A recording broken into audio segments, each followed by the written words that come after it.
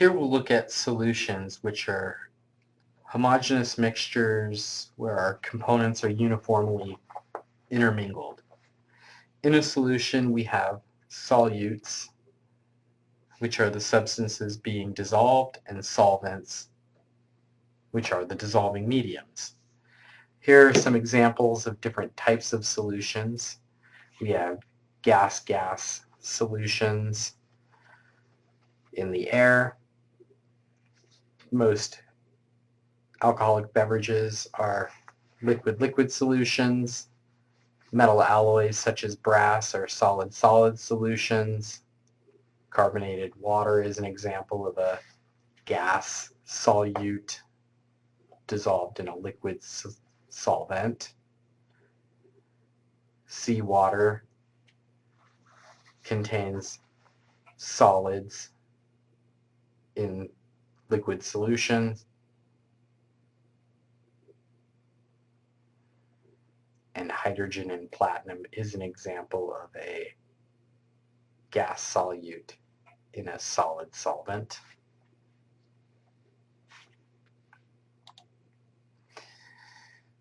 Because solutions have variable concentrations, amounts of substances are important, and we need to be able to express and understand what the units are for our various solution composition expressions.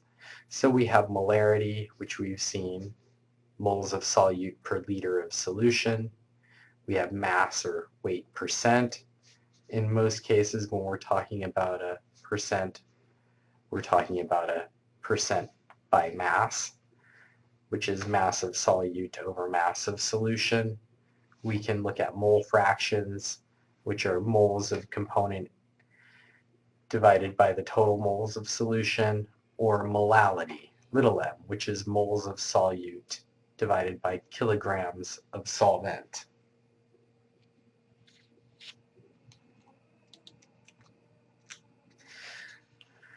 There are several steps involved in the formation of a liquid solution. First, we must separate the solute into individual components, or expand the solute. We have to overcome intermolecular forces in the solvent to make room for the solute, or expand the solvent, and then allow the solute and solvent to interact to form the solution.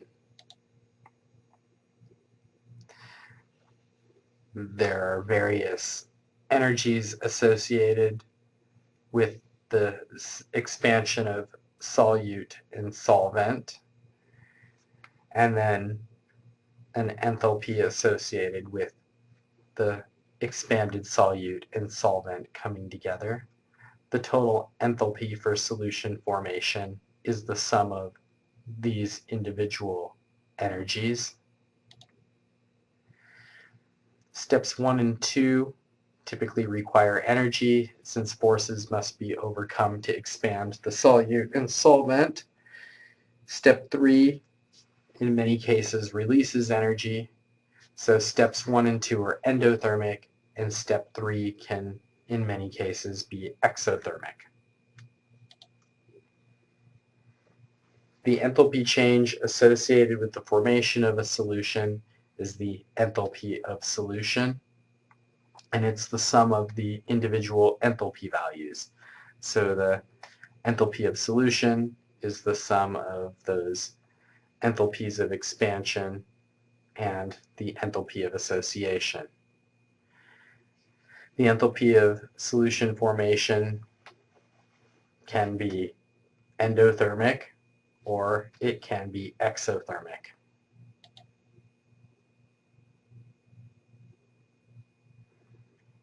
It just depends on how big that last step is compared to the first two steps.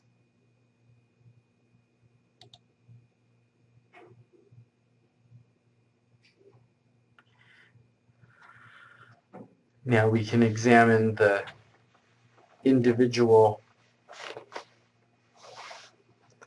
enthalpies and predict outcomes for solution formation When we have a polar solute and polar solvent, for example, our delta H1 and delta H2 are large, and our delta H3 is very large and negative, so we get a small enthalpy of solution formation. When we have a nonpolar solute and a polar solvent, our delta H1 becomes small, our delta H3 is small, and we have a very large positive delta H of solution, so no solution forms. In general, one factor that favors a process is an increase in probability of the state when the solute and solvent are mixed. Processes that require large amounts of energy tend not to occur. In general, like dissolves like. So polar solvents dissolve polar solutes, nonpolar solvents dissolve nonpolar solutes. We also see some structure effects, especially based on polarity. We see pressure effects, which are generally defined by Henry's law, and then we see temperature effects on solution formation.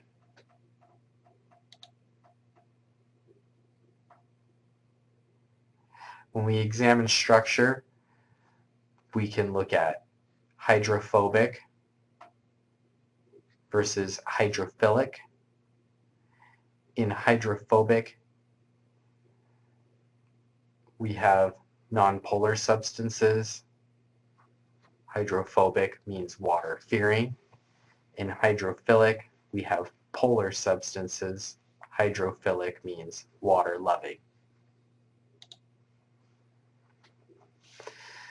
Now, as far as pressure effects are concerned, pressure has little effect on the solubility of solids or liquids, but it has a profound effect on the solubility of gases.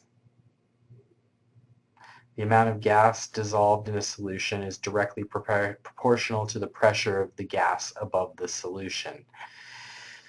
We can use Henry's law, where C is the concentration of dissolved gas, K is a constant, and P is the partial pressure of gas solute above the solution, to determine the concentration of dissolved gas in a solution. Essentially, as we increase the pressure, we increase the solubility of gas.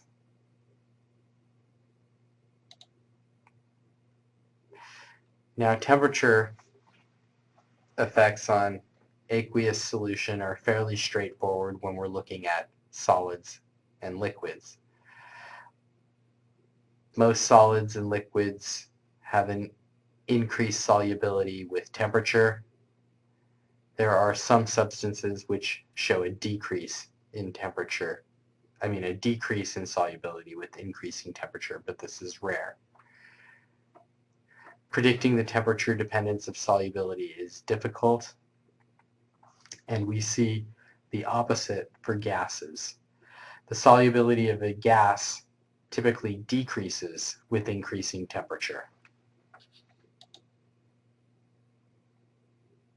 So again, as temperature increases, for most solids shown in blue, solubility increases. Sodium sulfate and cesium sulfate are exceptions, where we see a decrease in solubility with increasing temperature. Gases' solubilities decrease with increasing temperature because of increased motion for gases at increased temperature.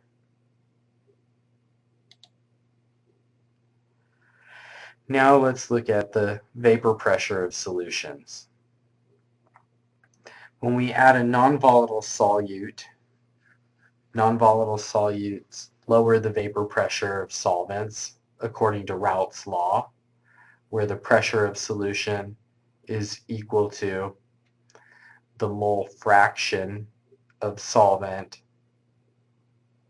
times the vapor pressure of the pure solvent.